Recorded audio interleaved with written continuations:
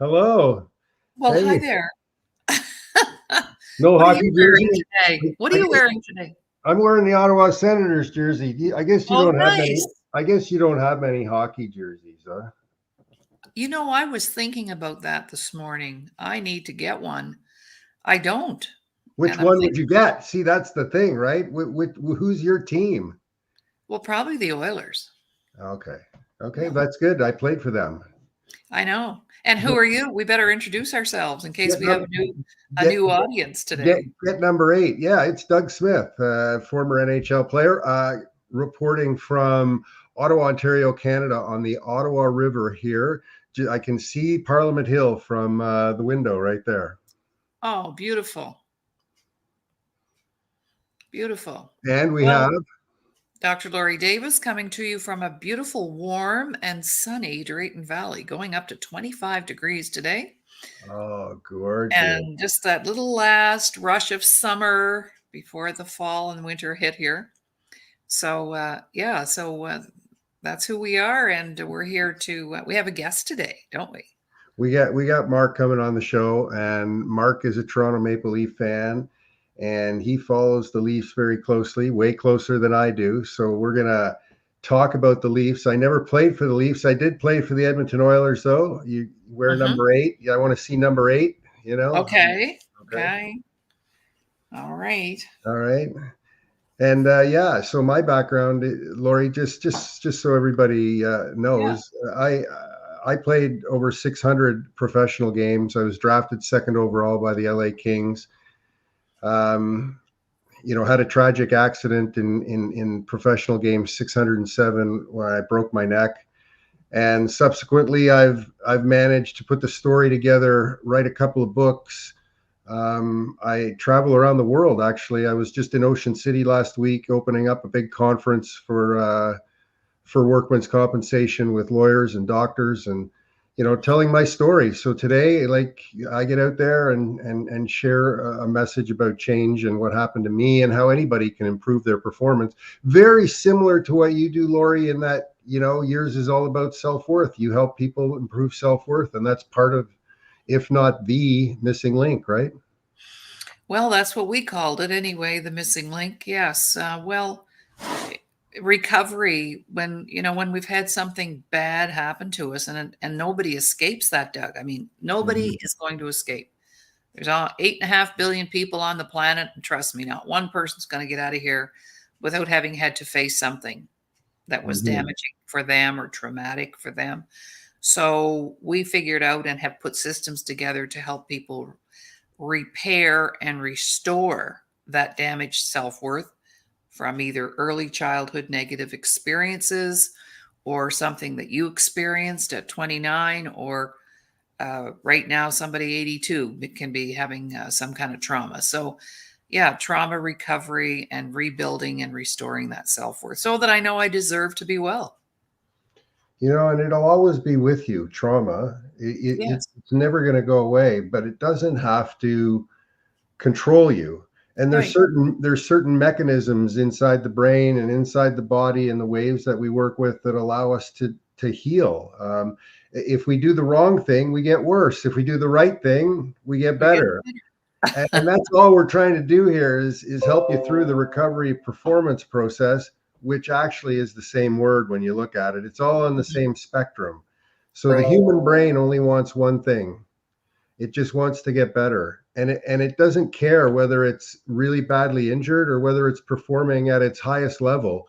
It's interested in getting better and improving. So if you have a brain, that's what it wants. And if I can, before we get started today, because this is brand new for the people out there who want to know about the brain and how it works, this is neural waves. Nice. And neural waves, you can go online and look up Georg Northoff and get this book, and it feeds right into the trauma code, or the trauma code fits right into the latest in psychiatry and philosophy and neuroscience. So to help yourself, you got to make your head better, right? make, Yes. make and the body follows the brain. So That's right. It does what you tell it. Yes, it does. And that's the interesting thing about Mark is he's overcome, a lifetime. Like Mark was born with CP, cerebral palsy, and he's managed to build a career, and he's in school now building a career in media. And I'd be putting up my hand to see Mark, right by the Toronto Maple Leaf bench one day. It wouldn't surprise me at all. He loves he likes Great. as much, way more than he likes school. So let's bring Mark out and see how he's doing Yeah. today. And let's learn about the Toronto Maple Leafs. Oh, yes. I have a couple of funny stories about that I want to share with Mark. And there was something else that you said that triggered something I wanted to share, but I've forgotten now. And the tape will come around eventually, and I'll remember it. So, Yeah. um, right. It was all about, oh, I know what it was. I have a new young client, and she came over yesterday, and we chatted here in my studio, and she said, I read a really great quote this morning. And I said, what is it? And she said, well, I'm discovering this. Healing, it doesn't come in a straight line. Okay. It's not linear. No, it's multifaceted, right? Hmm. It's kind of like success. Some people think it's like a straight line to the top, right? No, it's like your sailboat. You have to tack back and forth to get to the destination. So Yes. the analogy was healing is the same way. Yes. And I you love have these you'll find when in the healing process you have cascading experiences it. where it isn't linear. It goes up really fast because you're working on it and you get some big gains, and then you Mhm. level off again, and then you get some Yeah, big gains, right? it's kind of like losing weight. I guess you know what, I've been fortunate genetically that I can eat anything I want, whenever I want, as much as I want, and I stay the same weight. Laurie, I am the exact same weight today as I was when I was 18 and I was drafted by the Los Wow. Angeles Kings. And I've Wow. fluctuated because of injury down to 152 pounds and back up. But after I recover after injury, I seem to just bounce right back to the same mold. I don't know what it is. It's weird. Oh my, well, we should call you the miracle man. There is one miracle man out there already, but you could be the miracle man. Well, Steve Austin. I want to be the next Steve Austin. The $6 million man. Yeah, there you go. I was at a conference speaking at a conference this past week, and we'll talk maybe more about that. And there was a company there in the trade show that was around the conference that was all the cybernetic stuff, that, the attachments and arms and legs and Oh, fingers. They could literally, like, I was there and I was looking at their stuff, and it was like, you guys can just rebuild the whole body from the torso out, right? Like, yeah, and they could, like, we're getting there, right? Where there's no limitation. You lose an arm, it's like, that's awesome. I get a stronger arm. right, exactly. All right, well, let's welcome Mark to the stage and get our conversation going. Good morning, Mark. Welcome to the show. Good morning. Thank you for having me. You're Hey, Mark. welcome. Thanks, Yeah. thanks for coming on today and sharing some hockey stuff. You got some stuff behind you too there. I see some goalie pads. Who's that up in the top corner? Let me see if I can tell by the way he's standing. Is that Esposito? No, it's Cujo. Oh, it's cool. Sorry about that, but he's down low like Espo used to be. Yeah, I've got more on my wall over here, and I've behind me over there, and over there. So I'm gathering from them. I'm feeling a little left out. I don't have my hockey pictures behind me here, or other people's hockey pictures. I better get some maybe for the show.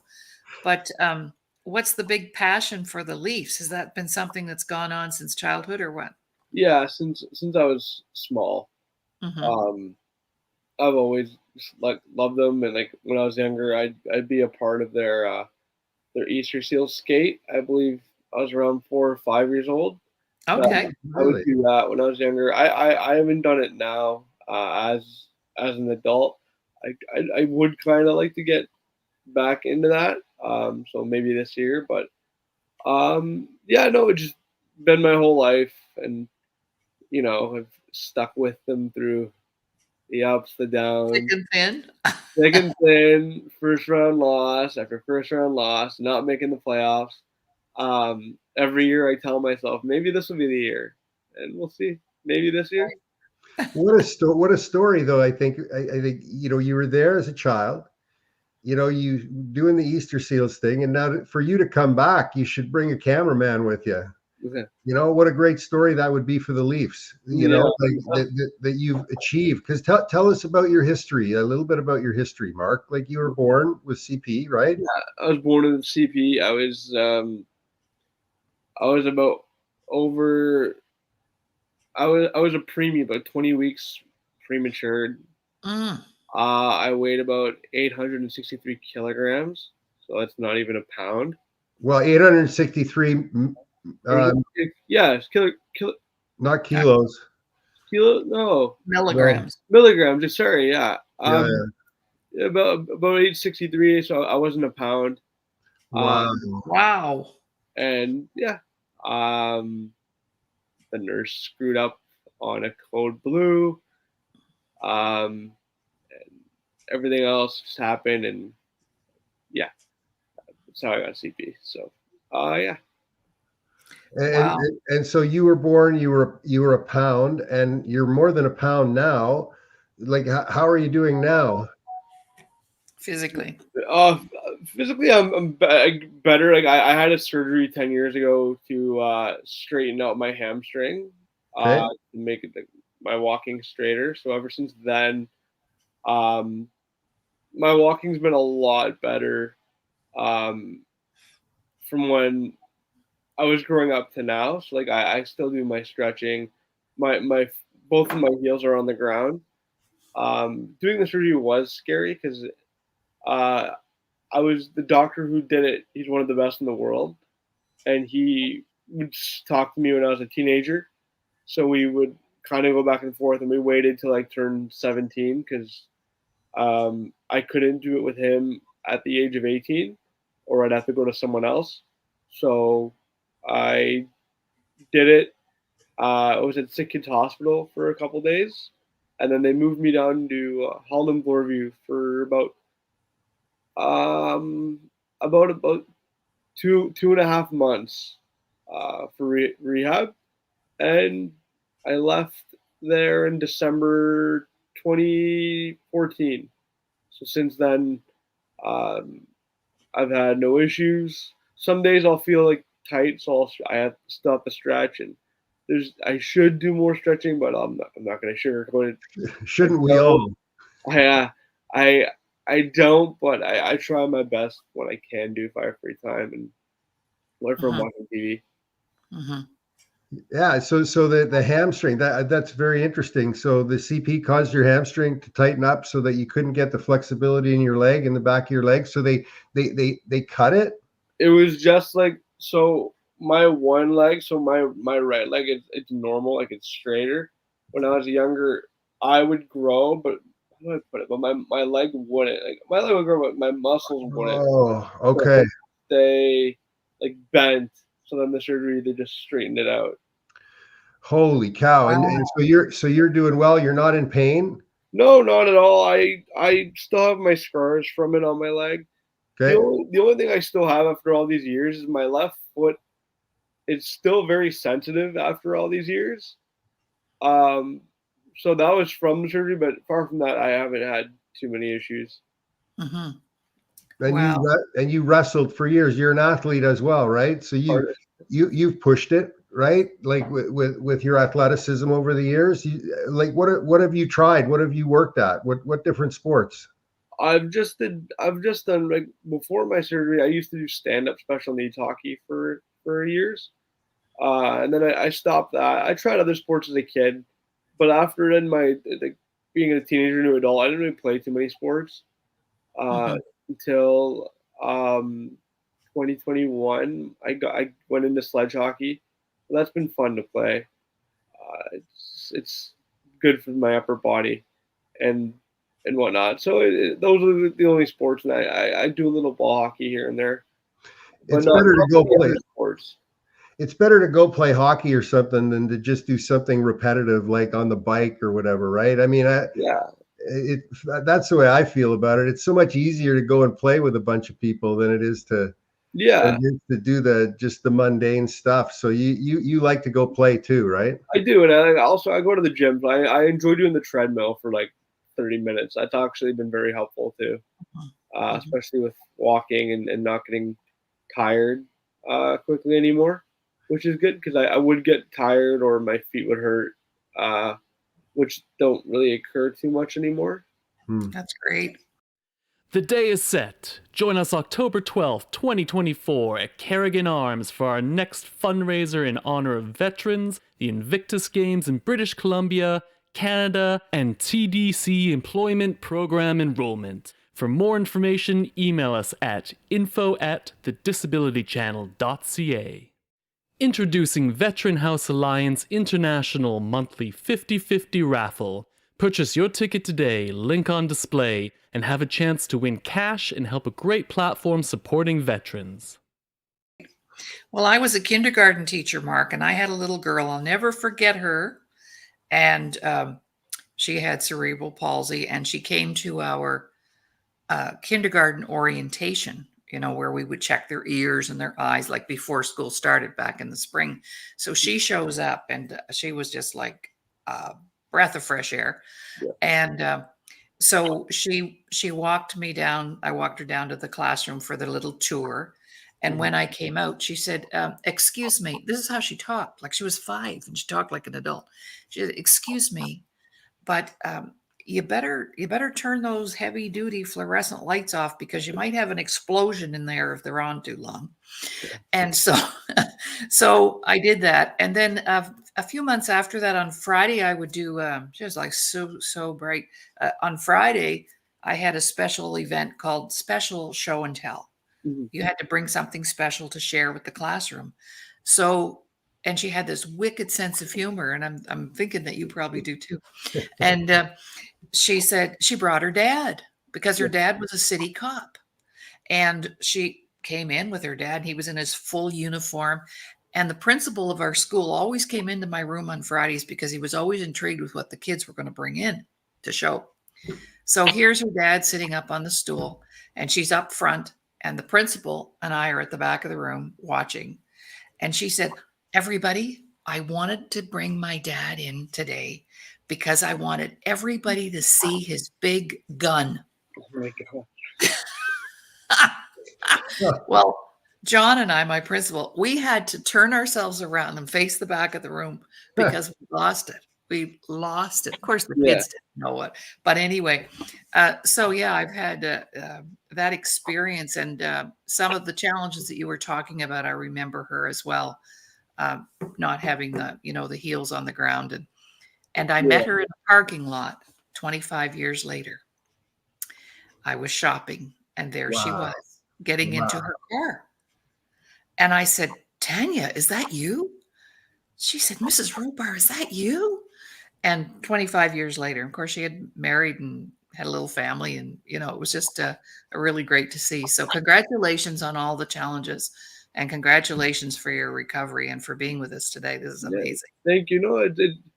It's funny you say that because like driving and whatnot. That's the thing. Like when I was younger, like people at Aeronoke here in Ontario, I don't know if you guys are Aeronoke in Alberta, but they would tell my parents like, oh, like your son won't do this, won't do that. And then my parents just like did the opposite. Like one story was a kindergarten story. I guess I'm from what my mom tells me, and my mom, my dad too. So there was a day where we had a lady come in to evaluate me in kindergarten, and she told like my parents like that, like your son won't do this, won't do that. The problem is the lady came in and she evaluated the wrong kid.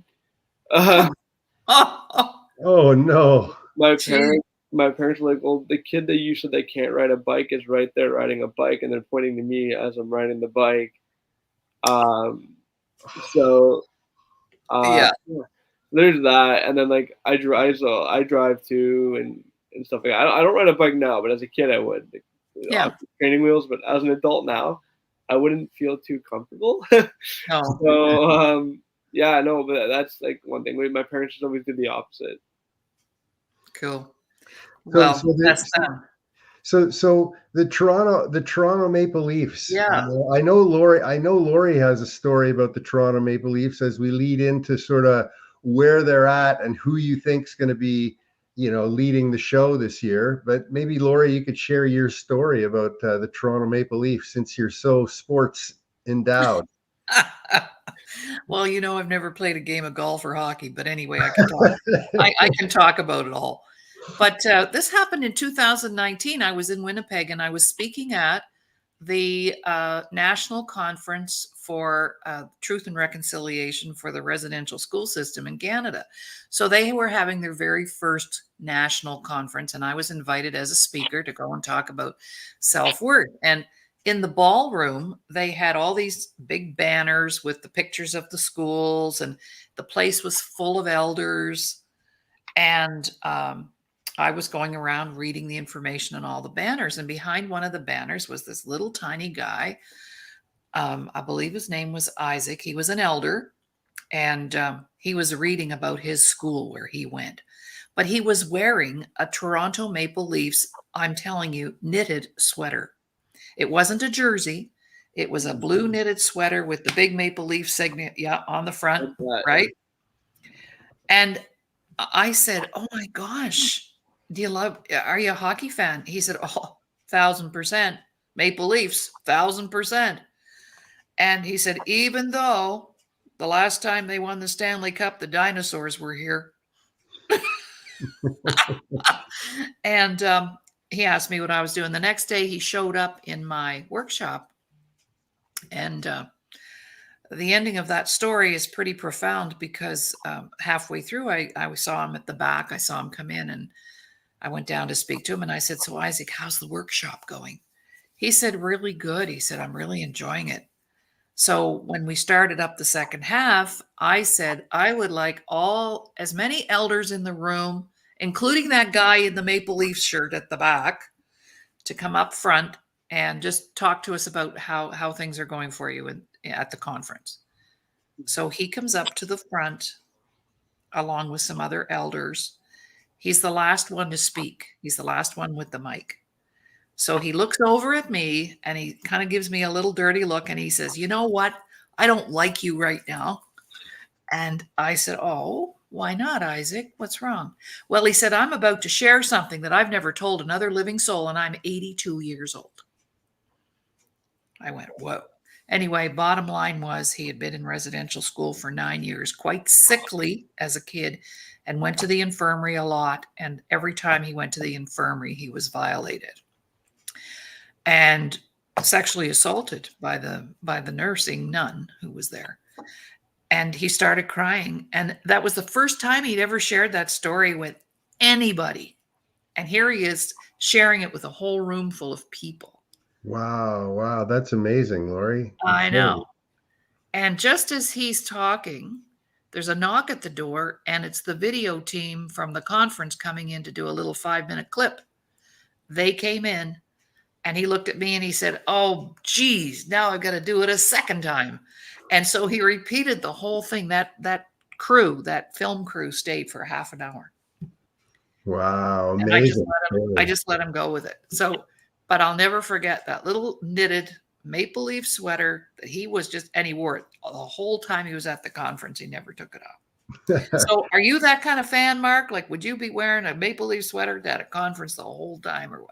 Yeah, probably. I could choose different sweaters. It's funny. I somewhat have it like not like a knitted one, but sort of the one similar to what Doug's wearing. Yes. I have hoodies. I have jackets. I have hats over here. Oh wow. Yeah, anything except for jerseys. I just save those for the special occasions. Right. So what happened in training camp? Like I've been to 9 NHL training camps. Something always happens at training camp. Somebody always gets hurt. Somebody gets in a fight with somebody. Somebody opens their mouth and says something to the press. Like what's going on? What are the highlights with the Leafs right now? And what should be happening that isn't? Yeah. Apparently their training camp's been very hard, which is good. that shows. Hard training camp. Well, they're supposed to be in shape. You don't come to training camp to get in shape anymore. They have a new good coach. They have a good coach, so I guess he's gonna work them.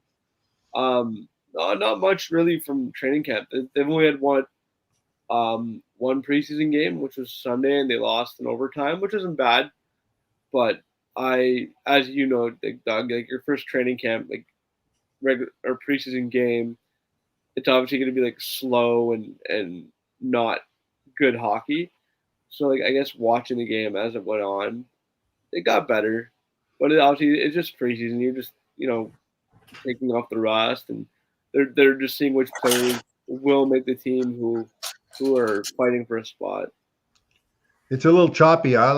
Usually when you get into these first games and these preseason games, people are running around all over the place, right? The flow isn't there like it is during the regular season when when everybody's ego is sort of in check. I made the team, and they're scrambling a bit, right? Right, and that's the thing. Like people on Twitter are like overreacting over a preseason game. Like it doesn't matter. Like it's just they're seeing who's gonna make the team and who's gonna go where. It's all it is. So can't take it too serious. But it's fun watching. Like I said, it's fun watching players like you're kind of like looking out for who you think will make the team. Who's a big surprise? Like that's killing it right now. Well, I wouldn't say killing it, but there's this Russian player for Toronto. He got into a fight on Sunday. A Russian player got in a fight? Yeah, he threw some hands and then he got the crowd fired up. He is Nikita Gurbenkin. He's like a pretty big forward, and according to Craig Berube, he's been very impressed with him. So he's also going to be in the lineup tonight against Ottawa in their exhibition game in Ottawa. They're going to play like half of an AHL squad. Like Toronto's going to ice their AHL guys with a couple of regulars, so he's in the lineup. I like him, so I think he'll have a couple of games this season, probably in like the early going of the season, and then they'll probably send him down to the Marlies. Wow, if he plays like Craig Berube played, it sounds like that's what he's like, right? Yeah, and he has a skill set. Someone compared him to Tucker, but is actually skilled. I'm like, yeah, I can see it. So we'll see if he could make it. I like it. It'd be something different. I like when different players you don't expect make a team. You know what? If he's working hard, something's going to go in off his butt. And, that's what happens, right? It's not linear. The guys that are working the hardest, the guys that are in the best shape, it's going to come to pass for them. Yeah. And what about the superstars? Are they gonna turn it on? Like, I'd hope so. We'll see what happens on October 9th until April when they get in. And who they playing first? Montreal. Well, really, that's fun. Yeah, and then they're on a back-to-back. So it's Montreal and New Jersey. So I'm looking forward to the New Jersey game more because then they'll be playing Sheldon Keefe, their former coach who they just fired in the offseason. So I'm looking forward to that game more than the home opener. So you like what you see behind the bench? Yeah, and I like they have a new coaching staff. I like behind the bench. I like the thing is I like Sheldon Keefe. It sucks that he got fired, but I guess it was time because after I guess four first round exits plus a second round exit, time for a change. And but the thing about him being fired is it felt different than previous years where it's like, oh man, they have to fire this guy. It's like in this case, no, they needed a new voice. So I like what Craig Berube is going to do. Obviously, he won the Cup of St. Louis in 2019. Well, it's going to be. I feel it's going to be a tougher team, because Keith and Berube were like two different personalities, opposite ends of the spectrum, and hopefully that creates room for the skill for the real like major talent that Toronto has, because I mean there's 3 or 4 guys on that team that it's ridiculous how good they are. Yeah, and even if they take a little bit of a hit on offense, it's better to have your defense kind of upgraded, which they have upgraded. So I'd rather have the safety net in the season of the defense playing well, but offense still winning games in different ways, which would be nice. And then you could kind of add forwards at the trade deadline and go from there. That makes a lot of sense. And what about Nylander? Like, is he healthy? Fantastic. He looks healthy. He looked good on Sunday. He's also gonna. They just announced yesterday as well for him. He's gonna be in the Amazon documentary series with like 8 other players that comes out Friday. So I'm looking forward to seeing Nylander in that because he's got a great personality. See, that's not good for their hockey game at all. Well, okay, it's good for it's good for their ego. And I've done stuff in LA. When I was in LA, I did stuff, and the team played so bad whenever we had the movie screen come in, the movie cameras come in and film something, and people, it just caused. Yeah. I'm looking forward to that, actually. I mean, since you brought up Nylander, I'm like, yeah, I can't really say too much about him. He looked fine in game 1 at center. They are putting him at center, which is going to be interesting to see. As long as he doesn't think he's a movie star. No, he has great hair. I wish I had that. But no, we'll see how it goes. I like to see him at center and see what they'll do. Actually, tonight in their game, they're playing his brother, so I want to see how his brother does for Toronto. Oh, that's right. Excellent. Yeah. So, but is he strong on the draw as he needs to be? I mean, William Nylander. Yeah. I think when he was drafted as a center, but then they kind of moved him to the wing. But he even told the media on, I think last week, he never got a fair. He kind of gave a shot to Keith about playing center, where it's like they only played me for 2 games. Talked to my old coach as to why, because he never got. He wanted more than just 2 games to try it out. It was 2 exhibition games, not even regular season. And they're really good. Give them 20 games at least. They're really good at watching their tongue now. Like the players are, I think they're coached. They must be coached by their supporters to keep their mouth shut. Because, I went into Toronto one time. I had played for the LA Kings for 4 years, and I'd been asking to be traded for 2 years. But, there was no social media then. And I came into Toronto to the building. I was really upset, pissed off, and angry. And I called one of the reporters over and I said, "Hey, I got a story for you." I said, they knew who I was because I was a first round pick, like the highest pick ever by the Kings. I said, "I got a story for you. I've been asking to be traded for 2 years. I hate it in Los Angeles. Run with that." Yeah. That night, it was on the front page of the Toronto Star. and everybody on my team, not everybody, but a lot of the team turned against me, of course, right? Yeah. Because I was saying publicly I didn't want to be with them. Yes. I wanted to be somewhere else. And then all of a sudden I'm on the plane and nobody's talking to me. I remember I was reading a Robert Ludlum book and I fell asleep on the plane and somebody tore out the last 4 pages of the book. Oh. It was just, it was really, really ugly. Today, like they asked to be traded and, they publicize everything so that it's not a big deal. But when I played, if you were seen to want to be traded, you were a castaway, man. It was like it became a survival. You had to go into survival mode. Yeah, I feel like back then it'd be a lot different than it is today because, like you mentioned, a big part of it's social media. I guess guys don't take it too personally like they used to anymore. Like I'm sure players get upset, but I think it's probably how they handle it. Yeah, the feeling is probably still there, but they've washed it out, and I'm sure like they're being trained on it this is the way that we do it. This is how we talk about it, right? Like, and rightfully so, because the money's grown so big. Like, why would you be having silly like disputes over nothingness? It doesn't make any sense. No, not at all. The Disability Channel would like to thank our existing sponsors. We really appreciate the support and kindness from the BIAs across the GTA, Ontario, Canada, and our friends in the USA. We love making new friends. Thank you for supporting our existing employment programs. So I'm interested, Mark, in some of the pictures and posters you have up around. Is there any one special one that you'd like to share with us? What's your most favorite or treasured paraphernalia there? I see that little hockey stick there. What I was curious about that. Yeah, that's signed by Johnny Bauer and Curtis Joseph on that one. Oh, wow. By both of them, by Johnny Bauer. Yeah, Wow, you could put that on the internet. I could, but I think I get bad karma if I did that. Yes. Well, we're putting it out there right now. If the number's big enough, you'll probably let it go. Yeah. Actually, no, I have a couple. So I have one here.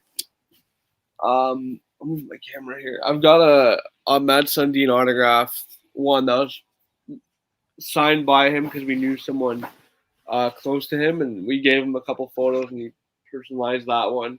And then on my wall there, I have his 1,000th point. Put it in the corner there.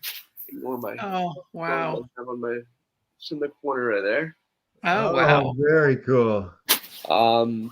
Yeah, and I've got more. I've got Curtis Joseph there in Detroit, Tavares Matthews, and Doug Gilmour autograph. I have a Sidney Crosby autograph on there. And then I have a couple of posters as a kid I've collected that are still in great condition in my bed, kind of under my bed, that are there. You'll pull them out and get them put behind glass at some point. Yeah, right? one day I got to figure it out, and everything today is very expensive, so I gotta just plan out. Yeah. Accordingly, and then over there on my shelf, I've got a bunch of hockey books. I enjoy reading. Oh, wow. So like, tell me about the sledge hockey when you were playing sledge hockey. Like, how was that? Like, did you enjoy it? Because I don't know if you know this, but I played sledge hockey as well with the Ottawa Sledge Hockey Association. My uncle was actually one of the managers. Like, and when I had my spinal cord injury, yeah, and I was learning how to walk again, I went and played murder ball, wheelchair rugby at the rehab center. I tried sledge hockey, but I'll tell you, man, like it was too exhausting for me. Yeah, I still play. It's still fun. We just when I first started, it was hard to get adjusted to it. But as time has gone on, it's been fun. We've actually just had our first couple practices last week and the week before, and I forget how tiring it is. Well, I'm going to have to Google that. What is sledge hockey? So basically, you're sitting in a sled. Okay. Sled. Paralympic hockey. Yeah, it's Paralympic hockey. Yeah. So you're in a sled. You have, for me, I have a glove and a stick. So I've got like on my glove, I have a pick. And it goes into the ice so I can push around. Because you can't hold a stick with that hand? No, this is my catching hand. And then this one would be where I hold my stick. Okay. So I've got on the end of the stick that I have a couple blades that dig into the ice, and then on the top part, I have another blade so I can dig into the ice and I can push myself. Wow. It's all about having the ability to propel yourself, and, right? And you need sharp. So these guys are all skating around on these sleds with knives in their hands, basically. Pretty much, yeah. Oh, see, I thought you were saying sledge hockey, so it's sled hockey. It's called a sledge. Oh, is it? Okay. Yes. It's weird. I'm the same way. People say the same thing too. I'm like, but it's weird. The way to spell it is like sledge, and then the other one's like there's like sled. There's like two ways to spell it, and I'm the same way. I'm like, yeah. Well, the only sledge I know was Percy Sledge. That's how old I am, Mark. Percy Sledge.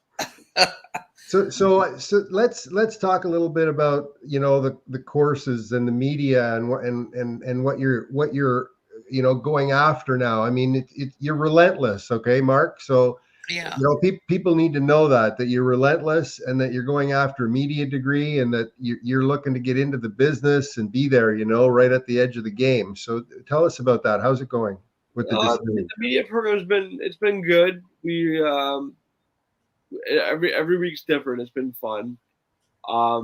This week we're doing audio stuff, so it's stuff I've learned for a couple of years now, and it's a nice refresher. Um, it's going to be more fun once we get our final projects going. Okay. So once that's all done, out of the way, and edited, everything will be less. I shouldn't say stressful, but you get a weight off your shoulders. Tell us about your final project, or if you want. I don't want to reveal it if you don't want to. How I wanted to do. It's funny. I did want to do something.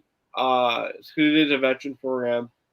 Okay. I did want to do something around like Paralympic athletes and them being in the military.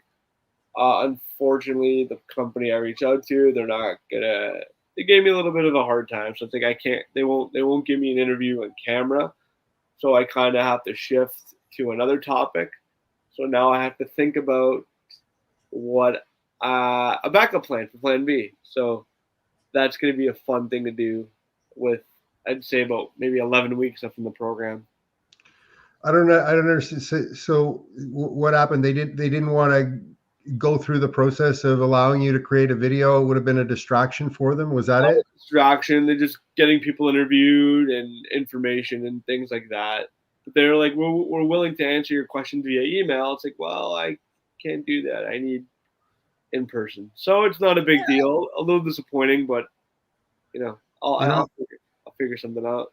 Hey, you know what? Like we should talk. You know, I got a lot of stuff. We could do a project together. You know, get you an A somehow. You know. Yeah. You know, hey, like I'm totally open. Just you just reach out to me anytime, okay? Like and we can talk about it. Yeah, we'll figure out what the best way to go is, you know, like sometimes when you're in it on your own and you're focused on doing it a certain way and then you get, holy shit, I'm not going to do it that way. Yep. You know, don't hesitate. Just get on the phone with Laurie or I and we'll walk through it and ask you some questions and figure it out. Yeah, thank you. Yeah, I'll once I'll ask around, talk to some people, and see what other ideas I can think of. And what are the parameters? What are they telling you that you need to create? And, it's just a 6-minute documentary and a 1-minute podcast. It's simple. That's a walk in the park for me to do. So it's just getting the content I need for what we need for the assignment. So, yeah, it'll be fine. Once I get, like I said, once I get the interview done and I edit everything, it's a piece of cake.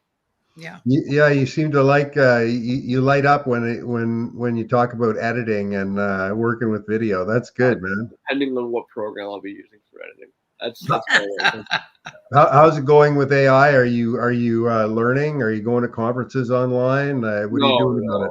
I haven't done any of that. AI is just pretty simple. There's a lot of stuff online where you can find stuff and research, and then all that stuff. Yeah, so do you like being in front of the camera or behind the camera?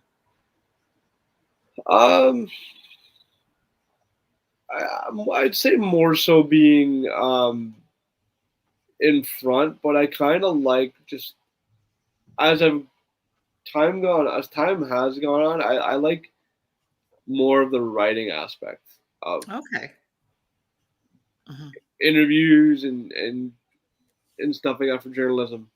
Like I used to love doing camera, like being in front, but now I like writing. That's more of my thing. So you're on LinkedIn, right? Yes. And do you have a newsletter? I don't have a newsletter, but I do share all my work on LinkedIn, Twitter, mostly Facebook, Instagram. I've put out a couple stuff in the last couple days. I put out as you know, Doug, I'm covering the OHL, so I've done an article on who should be the captain for the Brent Steelheads this season. I put that out, and all that stuff, and I've done stuff like for like takeaways from the Leafs couple training camps. No, that's amazing, and I asked you about LinkedIn because a lot of our listeners don't know this, and you might not know this, and I don't even know if Laurie knows this, but if you haven't yet started a newsletter on LinkedIn, okay, you get one shot at the can, right? If you have 2,000 people who are followers of yours on LinkedIn, when you push the button on your first newsletter, it goes to all 2,000 for free. Oh, I didn't know that. Yeah, I know. Yeah. I'm a ways away from that. Don't pull the trigger until you're ready. So build your LinkedIn network, and then when you're ready, you launch your newsletter, and if you have 2,000 people, you'll get 500 subscribers like overnight. Yeah.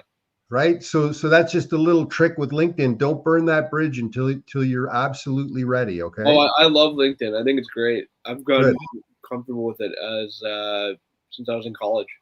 Okay. Oh wow. Yeah. Okay. Good. Excellent.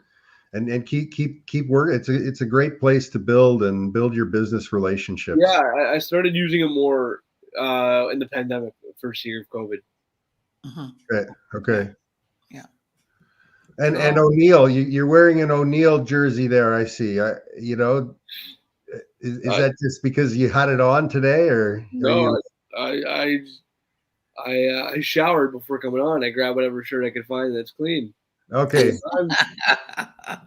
See, it's a competition to me because I when I moved to LA, my second family were the Maestrals who own and run Body Glove. Okay. And so Body Glove became the direct competitor of O'Neill because O'Neill was like a wetsuit company, right? Oh, I didn't know that. That's something I just learned. Yeah, that's what I'm asking. I'm wearing a wetsuit t-shirt company. Yes, that's what you're wearing. Yes, you represent wetsuits. Perfect. Beauty. Ah, the sports world. So is it just hockey, or is it other sports you're after too? Or right now it's just hockey.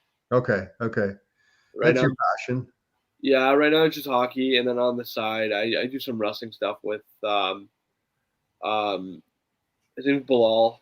Jay got me in contact with him, so I've been doing some side work with him, and that's been fun to do. Being a guest on his videos. And where can people? Yeah, I was just going to ask that. I read your mind. I know that was going to be. So you ask the question, and I'll put it on a banner while you're talking. Yeah. For me, just find me on Twitter. I'm always on there. It's Twitter at Mark Freitas 96. Let me just clarify that because I did change my Twitter name recently. Let me just go to that. Just want to be sure. It is Mark Freitas 96. I was a different number before. So 96 or 86? 96. Gotcha. So I'm on there. Reach out to you. And that's where they can reach me. And why are you there, Mark? I'm always curious about what people are doing with their digital footprint. Why are you doing it there? Is it because you're comfortable, or is it because you think you're going to get the biggest uptake? I find Twitter is the best place to interact with people, or people to see your things. It's such an open. It's such an open social media website. And it's kind of like the newspaper today. Yeah, I wake up, instead of reading the newspaper, just go to Twitter, what news I can find. And that's the best place to find everything, to be honest. There's enough real people on there, you think? That's the problem, right? For now, as long as Elon takes away all the bots, yeah. Are you paying for it? Oh God, no. I would not give my money for Twitter Premium or whatever it is. Okay. Yeah. Well, no, it's fun. I like I said, you interact with people. Even your friends will share your work. People engage with you. It's fun. Okay. What other platforms? Like you got Twitter. What other platforms? Instagram. I am on Instagram. I am LinkedIn, Instagram, and Facebook. But I keep my Facebook for myself. But everything else is kind of just open. Mm-hmm. That's cool. So what about the dream now? where do you want to be in a year with what you're doing? Hopefully working in media and making money with it. That's the goal. That's our goal too, Doug. Yeah. We got the same goal. A year and- from now, we're making money. Yeah. Doing Making it. money. That's the goal. We'll see what happens. See what life brings. Well, you know what? This is an incredible learning tool that we're on right Yeah. now. Yes. Anybody who's on this for even a couple hours a week right now is striding so far ahead of everybody else. It's unbelievable.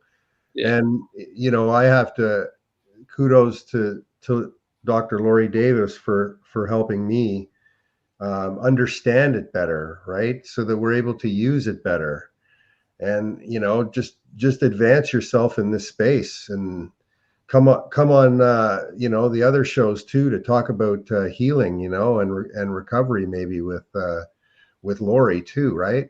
Because we have a healing show. What are the 5 shows, Laurie, that run during the week again? Well, Monday we do self-care, self-improvement, empowerment. Tuesdays we do 2 shows. First one is financial with Dr. Ramin Modiri, and then we do this show. And then on Wednesdays it's wellness Wednesday. Thursday, special communities like our disability community, our veterans. And then on Friday now we do 2 shows. The Today Show again, which is like a fun day. We do something fun. And then Friday, an hour later, we do a show called VIP, Voices for and of Indigenous People. So we have Indigenous guests. And I've got ideas for all kinds of shows. Like right now, I'm busy creating more shows and how I want to position them. And Doug, you'll be really proud of me. I hired someone yesterday to take care of all my social media. Wow. Okay. Well, we need to talk then, for sure. Yeah. Yeah. She's going to make sure I'm on every TikTok, everywhere, hashtags. My digital footprint is in motion, Doug. You'll be happy to hear. That's fantastic. I love it. And are you building yours up, Mark, like paying attention to the architecture as you grow right now? Yes and no. For me, it's just for interacting with people and hashtags. If I put whatever hashtag I'll need for whatever I'm writing, and that usually draws people to the articles. And once again, like my friend who I do a show with, he'll retweet it. We have a couple of guys that retweet it, gets onto their page, and people click away. Cool. So my recommendation is, define the specific role that you play in media. Go online, make sure that that's a growing area of media, and then position yourself, like slot yourself in there, so that the growing part of media where they don't have enough people to fill all the spots, you become an expert in that space, man. You'll be beside the bench. Yeah, that's right. Yeah. You will. Absolutely. You will. Absolutely. They want you there. People look. These organizations, these professional organizations, are looking for individuals like yourself. You've got sports experience. You've got hockey experience. You've got a disability. You fought through like so much stuff. You're going to show up. It's not like you're not going to show up. They know that. Yeah. Right. Yeah. So that's what they're looking for right now. So yeah. I think if you play your cards right and just play, you're going to start getting offers in the new year, man. Yeah, that's the goal, hopefully. So we'll see where it brings. Cool. Well, congratulations. Thank you. Yeah. Congratulations. Well, you know what? Our time is coming to a little close here, Doug. So we've got about 3 minutes. That went by like so fast, man. I know. Time flies when you're having fun. Yeah.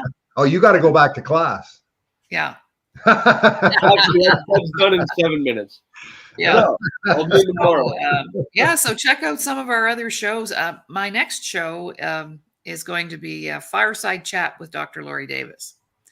And I'm going to invite people to come in and do a dialogue with me for probably 20 minutes each, do 3 in a show. Wow. And they get to, consult with me and talk about whatever situation they're in and some tips on what they might do to sort that out. So it's more personal. It's not basically, and I have a lot of people who will come on, help me get it jump started. I'm going to call on my former clients and people that have done their work, and because we meet people every day who have a story and need help. So fireside chats, Dr. Laurie. That fireside late night chat to help you with what is ailing you, which is usually the same thing, the emotional side of things, right? Mm-hmm. That's a fantastic idea. There's such a hole in the marketplace for that. That's an example, Mark, of what you're looking for. Yeah. If you spend a little time on all these shows and see how they all interact, what's going to happen is ideas are going to start popping into your head. That's what happened to me. Like, I started coming on, working with Laurie, meeting with her, then meeting with other groups of people, then doing the show. Yep. And the more I spend with other people, helping other people, the more opportunities seem to come walking right past me. Right. It's all about building connections. It is. So just, keep doing this. Say yes to everything. My daughter taught me that, actually. My oldest daughter taught me that because she moved out west, and she said, the best thing I ever did when I moved out west, I said yes to everything for a month. I didn't ever say no to anything. And within a month, you can have a community around you if you say yes to everything. Yeah, absolutely. That's what I'm trying to teach myself. That's right. What's that? That's what I'm trying to teach myself. It's we can sometimes it's hard, right? We can help you with that. Yeah. So all right, Mark. Who gave you the no side? Was it somebody in your family? I got saying no from my dad. Who did you get saying no from? I won't expose anybody. I can't do that. Okay, right. Okay, we'll talk about that next. We have a diplomat here. All right. Well, all right. Well, have great fun. Thanks a lot, guys. Thank you for having me. Have a great week. Thank you, Mark. Thank you, Doug. Talk to everybody later. It's not the end, Mark. It's just the beginning. Exactly.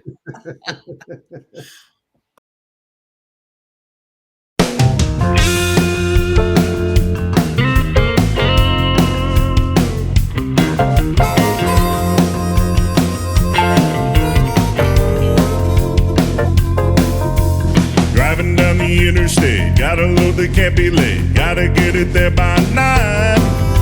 Went up ahead in front of me, I can't believe what I see. People standing in a line. They say they're against violence, but what they're doing makes no sense. Keeping me from my drop, blocking everyone till the demands are met and done. This insanity has got to stop. Hey, hey. Socialism, communism, white power, nationalism, and Antifa and the BLM. They like to tell you what to think, how to live, what to speak, but rules don't apply to them. They say they're only doing good, you're burning down neighborhoods, there's just no respect. Trying to make the world go woke, I think it's all a big joke. I'm politically incorrect.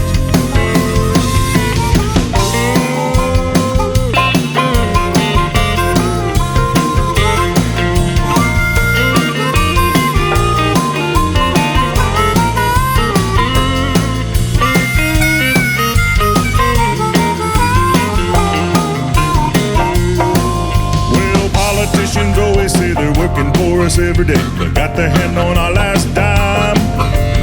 Lockdowns, handouts, prices rising all about, while people turning their lives to crime. Liberal DAs letting criminals out today, no jail or punishment. At the end of the day, the innocent seem to pay, thanks to Brandon and our government. The fun police abolish ICE, liberals pushing this advice. There's no law and order. BP and state police told to process and release illegals at the border. Immigration, invasion, nothing on the news station. What did you expect?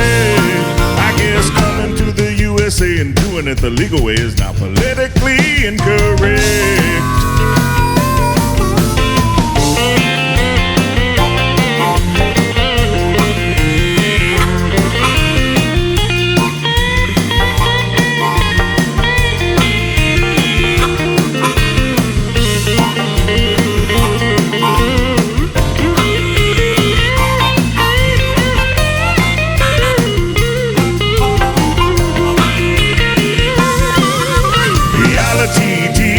musicians, actors, athletes, the media, and fake news. Giving their opinion like it's a religion, thinking we don't have a clue. Mean tweets, fact checks, boys and girls changing sex. To this I must object. We need hardworking, bill-paying, God-fearing, and people praying. Become politically incorrect.